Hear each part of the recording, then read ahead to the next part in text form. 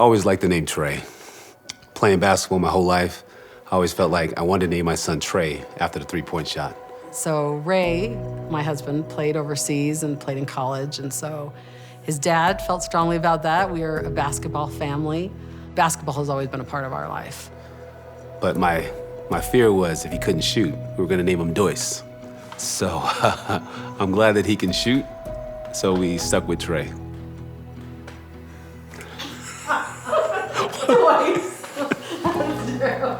Okay. Basketball is always kind of an escape for me.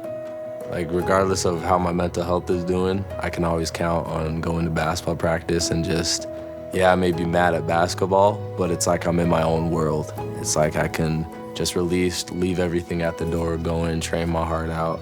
And like the harder I work, the more I forget, which is nice because it just is such a relief for me. So I never really questioned, like, obviously that 9th grade, it was just like a battle of like, man, like this is rough. Like, do I keep going if I'm this bad?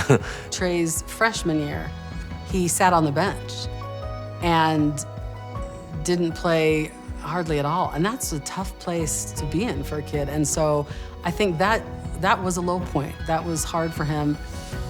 When he was losing, I felt like those hard times that he had in high school, that made him the man he is today. I remember the coach coming up to me after a game and saying, "Oh, I forgot to play your son." And I thought, uh-oh, this is not good. But Ray, as being a coach, has always said, well, you gotta work harder, you gotta be better.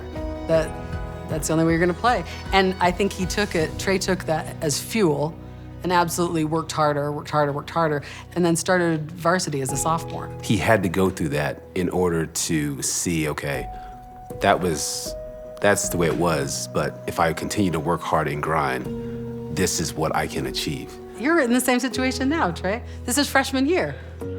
Next year, hey, then it'll just, yep, you do it all over again. But it is good, though. That's good practice for life. Yeah, life.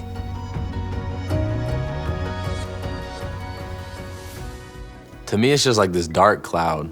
Like, there's not a lot of words to describe it besides just like loneliness and just wanting everything to end. Depression, like I still deal with that today.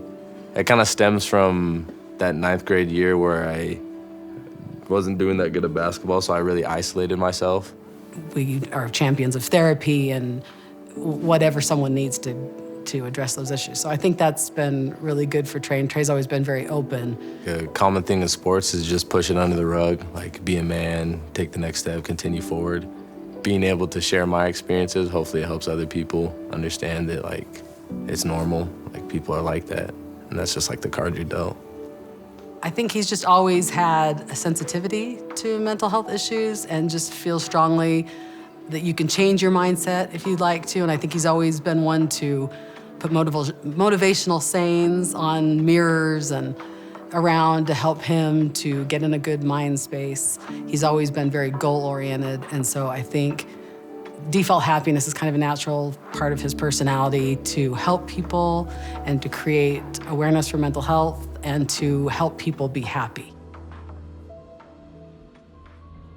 I've just always loved being creative. Like, I learned to sew a few years ago, and that was an escape for me, like just random little things that I like to do. He's got a little bit of sewing and like home ec vibe. So now he's doing these unbelievable deals on shoes where he can print out any type of little imaging that he wants, and he's putting it on guys' shoes. I call it Default Happiness, like that's the name of my shoe company brand.